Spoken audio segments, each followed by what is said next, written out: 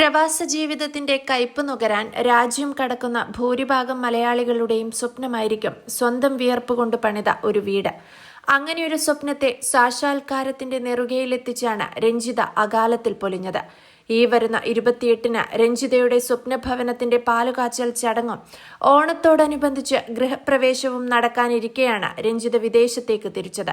എന്നാൽ ആ യാത്ര അവസാനിച്ചത് രഞ്ജിതയുടെ മരണത്തിലായിരുന്നു. കോഴഞ്ചേരി ജില്ലാ ആശുപത്രിയിൽ നഴ്സായി ജോലി ചെയ്തിരുന്ന രഞ്ജിത 5 വർഷത്തെ അവധിയിലാണ് വിദേശത്തേക്ക് പോകുന്നത്.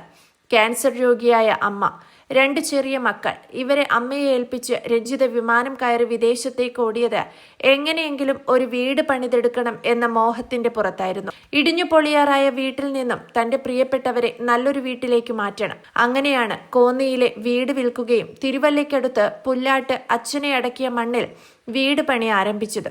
ഇക്കഴിഞ്ഞ ഫെബ്രുവരിയിലായിരുന്നു വീട് പണി തുടങ്ങിയത്.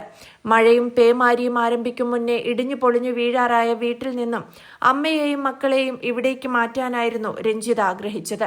എന്നാൽ പൂർണ്ണമായും പണി തീർന്നിട്ട് താമസം മാറാൻ കുറച്ചു കാലമെടുക്കും എന്ന് മനസ്സിലായതോടെ ഒരു മുറിയും ടോയ്ലറ്റും അടുക്കളയും മാത്രം പണി തീർത്ത് ഈ മാസം 28 ആവുമ്പോഴേക്കും അവരെ ഇവിടേക്ക് മാറ്റാൻ സാധിക്കുന്ന വിധത്തിൽ ശരിയാക്കിയെടുക്കണേ എന്നാണ് രഞ്ജിത കോൺട്രാക്ടറോട് പറഞ്ഞത്.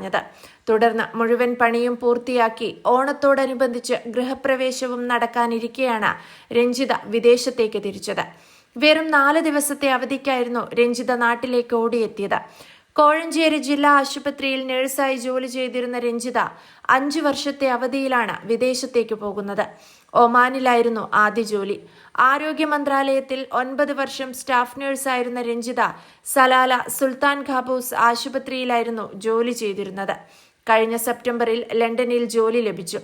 ആരോഗ്യവകുപ്പ് അനുവദിച്ച 5 വർഷത്തെ അവധി അവസാനിക്കാനായതോടെ ജോലിയിൽ പ്രവേശിക്കാൻ കഴിഞ്ഞ ശനിയാഴ്ചയാണ് നാട്ടിലെത്തിയത്. എന്നാൽ ആ യാത്ര അവസാനിച്ചത് രഞ്ജിതയുടെ മരണത്തിലായിരുന്നു.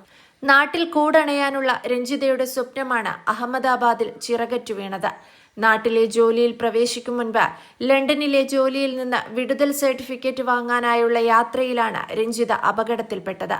രോഗിയായ അമ്മയ്ക്കും 2 കുഞ്ഞുങ്ങൾക്കും ഒപ്പമുണ്ടാകാൻ ഉടൻ മടങ്ങിയെത്തി ജോലിക്ക് പ്രവേശിക്കുമെന്ന് ഉറപ്പു നൽകിയാണ് 2 ദിവസം മുൻപ് രഞ്ജിത ആശുപത്രിയിൽ നിന്ന് ഇറങ്ങിയതെന്ന് കോഴഞ്ചേരി ജില്ലാ ആശുപത്രി superintendent doctor Nitheesh Isaac Samuel ഓർത്തെടുത്തിരുന്നു.